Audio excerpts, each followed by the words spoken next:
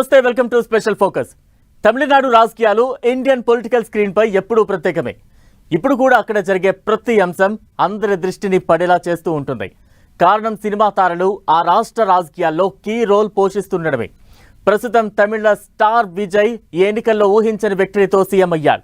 10 మందితో cabinet టీంను ready చేశాడు. 5 ఏళ్ల పరిపాలన ముందుంది. అది కూడా సినిమాల్లో ట్విస్ట్లను తలపించేలా అడుగడుగునా సవాళ్లతో నిండిన పొలిటికల్ జర్నీనే. మరి తమిళ పొలిటికల్ స్క్రీన్ పై దళపతి తన మార్కు చూపిస్తారా? నెక్స్ట్ లెవెల్ కి తమిళనాడు ఫ్యూచర్ ను నిర్దేశిస్తారా?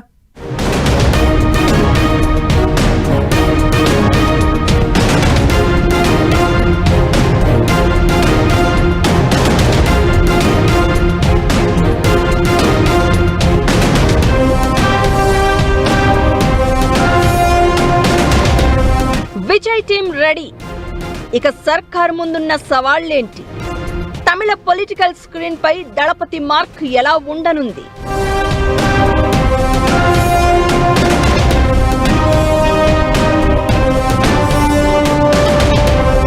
తమిళనాడు రాజకీయాల్లో డిఎంకే, అన్నా డిఎంకే లాంటి ఉద్దండ పిండాలైన ద్రవిడ పార్టీల 6 దశాబ్దాల ఆధిపత్యానికి గండి కొడుతూ సంచలన విజయంతో సీఎం అయ్యాడు విజయ్.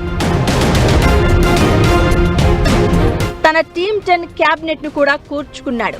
తనతో పాటు ప్రమాణ స్వీకారం చేసిన 9 మంది మంత్రులకు శాఖల కేటాయింపు ప్రక్రియ పూర్తయింది. తమిళనాడు సీఎం విజయ్ తన మొదటి క్యాబినెట్ లో కేవలం 10 మంది సభ్యుల చిన్న బృందాన్ని ఎంపిక చేసుకోవడం ఆసక్తికరం. ఈ టీం ఏర్పాటులో విజయ్ సునిశిత పరిశీలన, భవిష్యత్ ప్రణాళికలు, విజన్ స్పష్టంగా కనిపిస్తున్నాయి. క్యాబినెట్ లో అత్యధికులు సరికొత్త ముఖాలే. యంగ్ ఎమ్మెల్యేల్లో డేరింగ్ అండ్ డాషింగ్, డైనమిక్ లీడర్లను ఎంపిక చేసి కీలక శాఖలను అప్పగించాడు.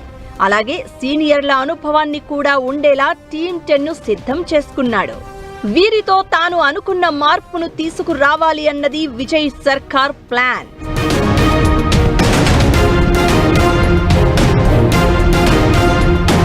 క్యాబినెట్ లో చాలా మంది కొత్త ఫేస్లే అయినా అత్యంత కీలకమైన ఆర్థిక శాఖను మాత్రం మాజీ మంత్రి, సీనియర్ రాజకీయవేత్త అయిన కేఏ సెంగొట్టయ్యన్ కు అప్పగించారు. బడ్జెట్ నిర్వహణ, ఆర్థిక క్రమశిక్షణ కోసం రాజకీయాల్లో ఎంతో అనుభవజ్ఞుడైన సెంగొట్టయ్యన్ పైనే సీఎం విజయ్ భారం వేశారు. ఆ తర్వాత మరో సీనియర్ నాయకుడు ఎన్ ఆనంద్. ఈయనకు గ్రామీణాభివృద్ధి, నీటిపారుదల ప్రాజెక్టులు లాంటి కీ రోల్ పోషించే శాఖను అప్పగించారు. యూట్యూబర్ గా కెరియర్ ప్రారంభించి నటుడిగా, దర్శకుడిగా, సోషల్ మీడియా ఇన్ఫ్లుయెన్సర్ గా తనదైన ముద్ర వేసిన రాజమోహన్ కు పాఠశాల విద్య, పురావస్తు, తమిళ అధికార భాష, సాంస్కృతిక, సినిమా, సాంకేతిక, స్టేషనరీ, ప్రింటింగ్ లాంటి శాఖలను కేటాయించారు. ప్రజా సమస్యలను ఎన్నికలకు ముందు బలంగా ప్రస్తావించిన టీవీకే నేతగా కంటే ముందు సోషల్ మీడియా ద్వారా ఒక బజ్ ను క్రియేట్ చేసే ఇన్ఫ్లుయెన్సర్ గా మినిస్టర్ రాజమోహన్ కు పేరుంది. అందుకే ఆయనకు తగిన శాఖనే కట్టబెట్టాడు దళపతి. ఆరోగ్యం, కుటుంబ సంక్షేమం, వైద్యం ఈ కీలక శాఖను డాక్టర్ అయిన మంత్రి కేజీ అరుణ్ రాజ్ చేతుల్లో పెట్టారు. ఆహారం, పౌర సరఫరాల శాఖను పి వెంకటరమణన్ కు, ఖనిజాలు, గనుల శాఖను డాక్టర్ టీకే ప్రభుకు అప్పగించారు. టీవీకేలో కీలక నేతగా ఉన్న అధవ్ అర్జున్ కు పబ్లిక్ వర్క్, భవనాలు, ఓడరేవులు, రోడ్లు, హైవేలు, క్రీడాభివృద్ధి శాఖను ఇవ్వగా, విద్యుత్ శాఖ, సంప్రదాయ ఇంధనేతర వనరుల అభివృద్ధి, లా, కోర్టులు, జైళ్ల శాఖను ఆర్ నిర్మల్ కుమార్ చేతికిచ్చారు. ఇక క్యాబినెట్ లో ఉన్న ఒకే ఒక మహిళా మంత్రి ఎస్ కీర్తనకు పరిశ్రమలు, ఇన్వెస్ట్మెంట్ ప్రమోషన్ శాఖను కట్టబెట్టారు విజయ్. ఇంకా చాలా శాఖలే విజయ్ వద్ద ఉన్నాయి. పోలీస్, హోం లాంటి అత్యంత కీలక శాఖలు సీఎం విజయ్ తన పరిధిలోనే పెట్టుకున్నాడు. Public, general administration, IAS, IPS, IFS, జిల్లా రెవెన్యూ అధికారులు, పోలీస్, హోం, ప్రత్యేక కార్యక్రమాల అమలు, మహిళా సంక్షేమం, యువజన సంక్షేమం, బాలల సంక్షేమం, వయోజనులు, ప్రత్యేక ప్రతిభావంతులు, municipal administration, urban water supply ఇలా చాలా శాఖలను సీఎం విజయ్ తన వద్దే ఉంచుకున్నాడు.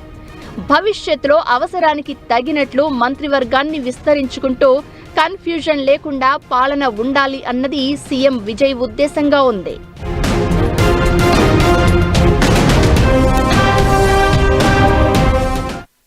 యంగ్ జనరేషన్స్ ఓట్లు వేయటం, తర్వాత గెలవడంలో కూడా యంగ్ జనరేషన్స్ యొక్క పాత్ర ఉంది. తర్వాత ఎడ్యుకేటెడ్, మెడిసిన్ చేసిన వాళ్ళు, పిహెచ్డి చేసిన వాళ్ళు, ఐఐటిఎన్స్, తర్వాత ఇంజనీరింగ్ గ్రాడ్యుయేట్స్, అనేక మంది ఎడ్యుకేటెడ్ యూత్ ఇవాళ ఎమ్మెల్యేలుగా అయ్యారు, మంత్రివర్గంలో కూడా తీసుకున్నారు. కాబట్టి సహజంగానే ఉత్సాహంతో పనిచేసే అవకాశం ఉంది. వాళ్ళు వ్యక్తిగతంగా సాధించినటువంటి ఎక్స్పర్టైజు మంత్రివర్గ శాఖల్లో కూడా ఆ ఎఫిషియన్సీ చూపెడితే ఖచ్చితంగా ఒక గుణాత్మకమైనటువంటి మార్పు వచ్చేటువంటి అవకాశం ఉంది. కాబట్టి ఇది అవకాశంగా తీసుకొని యంగ్ జనరేషన్ అధికారాలకు వస్తే ఎంత ఎఫిషియెంట్గా పనిచేస్తారనేది రుజువు చేసుకునేటువంటి అవకాశం యంగ్ జనరేషన్స్కి ఉంది. సినిమాలు వేరు, రాజకీయాలు వేరు. ఈ విషయం విజయ్కి తెలియంది కాదు. కానీ సినిమాటిక్ రాజకీయాలు చేస్తే మొదటికే మోసం వస్తుందన్న సంగతిని తన 2 ఏళ్ల రాజకీయ జీవితంలో గ్రహించాడు. 10-20 ఏళ్ల పొలిటికల్ కెరియర్లో చూడాల్సిన నిందలు, విమర్శలు, కేసులు అన్నీ ఈ 2 ఏళ్లలోనే చూడగలిగాడు. అందుకే సింప్లిసిటీకి, పనికి ప్రాధాన్యతనిస్తూ హంగు ఆర్పాటాలకు పోకుండా ఉండాలి అన్నది విజయ్ పాలసీలా కనపడుతోంది. క్యాబినెట్ రెడీ అయింది, టాస్క్లు ముందున్నాయి. మరి విజయ్ ముందున్న ప్రణాళికలు ఏంటి? ఇదే ఇప్పుడు అంతటా హాట్ గా జరుగుతున్న చర్చ. మహా రాజకీయ ఉద్దండులే తమిళనాడు రాజకీయాలంటే అమ్మో అంటారు. అదేమి పూల పాన్పు కాదన్న సంగతి విజయ్ పార్టీ గెలిచిన వారం రోజుల్లోనే అర్థం చేసుకుంది. రోజుకో ట్విస్ట్, గంటకు ఉత్కంఠ అన్నట్లుగా సాగిన ఆ వారం రోజుల పొలిటికల్ గేమ్ నుంచి విజయ్ చాలానే నేర్చుకోవాల్సి వచ్చింది. రాజకీయం అంటే సినిమా షూటింగ్ అంత ఈజీ కాదని, ఓర్పు, నేర్పు, నిట్టూర్పులు ఇంకా ఎన్నో ఉంటాయన్నది అర్థమయ్యేలా చేసింది. ఇప్పుడే అసలు గేమ్ స్టార్ట్ అయింది. అడుగడుగునా సవాళ్లను అధిగమిస్తూ 5 ఏళ్లు ప్రజాక్షేత్రంలో ఒప్పించి మెప్పించాలి. ఇందులో విజయ్ విన్ అవుతాడా? తక్కువ మంది మంత్రులతో టీమ్ 10 సర్కార్ పాలన పారదర్శకంగా పరుగులు పెట్టిస్తుందా?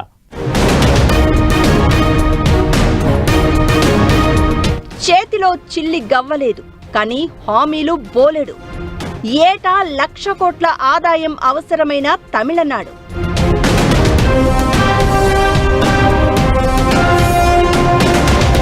$10 లక్షల కోట్ల అప్పుల భారం.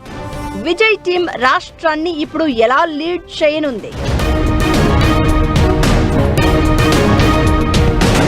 తమిళనాడులో ఉన్నది ఏక పార్టీ, సుస్థిర ప్రభుత్వం కాదు. విజయ్ టీవీకేకి 107 మంది ఎమ్మెల్యేలే ఉన్నారు. ప్రభుత్వం ఏర్పాటు చేయడానికి కాంగ్రెస్, లెఫ్ట్ పార్టీలు, వీసీకే, ఐయుఎంఎల్ సపోర్ట్ అవసరమైంది. కొందరు ఏఐఏడీఎంకే అసంతృప్త ఎమ్మెల్యేలు బల నిరూపణలో వెన్నుదన్నుగా నిలిచారు. మరి విజయ్ సర్కార్ ఈ 5 ఏళ్ల పాలనలో తన మార్క్ ఏంటో ఎలా చూపించగలుగుతుందనేదే ఇప్పుడు అందరి మదిలో మెదిలే ప్రశ్న. ఇవి చాలవన్నట్లు పట్టుమని 10 రోజులు కూడా లేని ప్రభుత్వంపై రకరకాల కామెంట్స్, భిన్నమైన వాదనలు ఎన్నో. తమిళ సూపర్ స్టార్ రజనీకాంత్ కూడా టీవీకే సర్కారుపై తన ఒపీనియన్ ఓపెన్ గానే చెప్పాడు.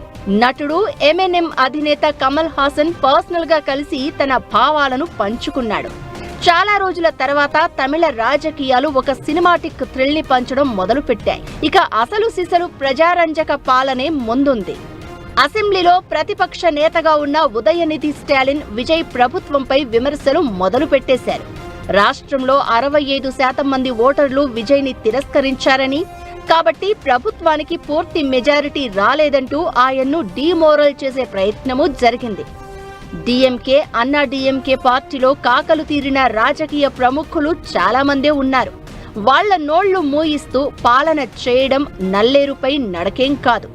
ఎన్నికల ప్రచారంలో విజయ్ ప్రజలకు భారీగా ఉచితాలు, సంక్షేమ పథకాల హామీలిచ్చారు.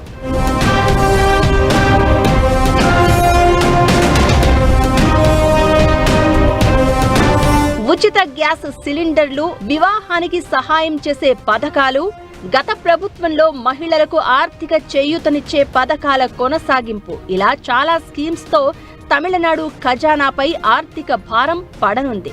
మరి ఆర్థిక క్రమశిక్షణతో నిధులు ఎలా సర్దుబాటు చేస్తారు అనేది పెద్ద ప్రశ్న.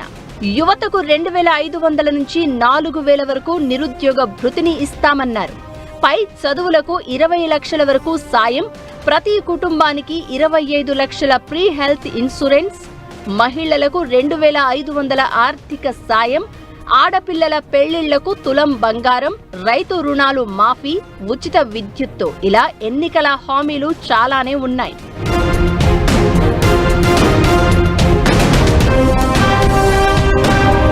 తమిళనాడులో దశల వారీగా సంపూర్ణ మద్యపానం నిషేధం విధిస్తామని, ప్రభుత్వ మద్యం దుకాణాలను మూసివేస్తామని విజయ్ హామీ ఇచ్చారు. ప్రభుత్వానికి అత్యధిక ఆదాయం ఇచ్చేది ఎక్సైజ్ శాఖే.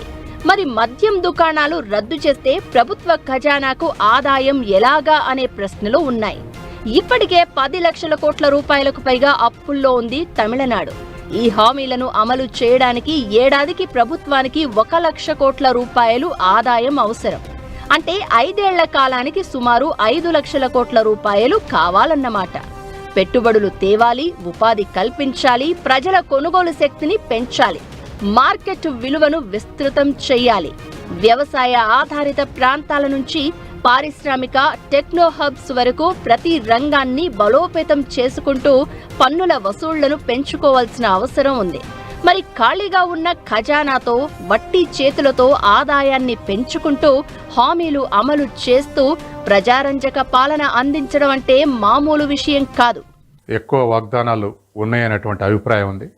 గతంలోనే తమిళనాడులో ఎక్కువ ఉచితాలు ఇస్తుండే స్టాలిన్ అనేటువంటి అపప్రద కూడా ఉంది. ఇప్పుడు విజయ్ చేసిన వాగ్దానాలు అదనంగా తోడైతే తమిళనాడు సంక్షోభానికి బోధ అనేటువంటిది అనుమానం. కానీ తమిళనాడు పెద్ద ఎకానమీ, 35 దరిదాపు 1,00,000 crores ఎకానమీ. తెలంగాణ 17, ఆంధ్ర 17 అయితే 2 ఉభయ రాష్ట్రాలు కలిపి ఉన్నంతగా తమిళనాడు ఎకానమీ ఉంది. తర్వాత ఫాస్ట్ గ్రోయింగ్ ఎకానమీ కూడా, గ్రోత్ రేటు 13 to 15% ఉంది. అట్లాగే ఇండస్ట్రియల్ ఇన్ఫ్రాస్ట్రక్చర్ స్ట్రాంగ్ బేస్ ఉంది. కాబట్టి వీటన్నిటి ఆధారంగా అభివృద్ధి అయ్యేటువంటి అవకాశం ఉంది. మిగతా రాష్ట్రాల అప్పులతో పోలిస్తే తమిళనాడు అప్పులు పెద్ద సంక్షోభంలో ఉందనుకోం. కానీ మిగతా రాష్ట్రాల్లాగానే జిఎస్డిపిలో అరౌండ్ 30% కొనసాగుతుంది.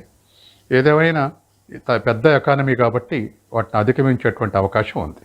ముఖ్యమంత్రి నిజాయితీగా ఉంటే కింది వరకు ఆ మార్పులు వస్తాయి. ముఖ్యమంత్రితో పాటు మంత్రులతో పాటు ఎమ్మెల్యేలు ఈ విధమైనటువంటి నిజాయితీ పాలన మొదలైతే అది కిందికి పర్క్యులేట్ అయ్యేటువంటి అవకాశం ఉంది.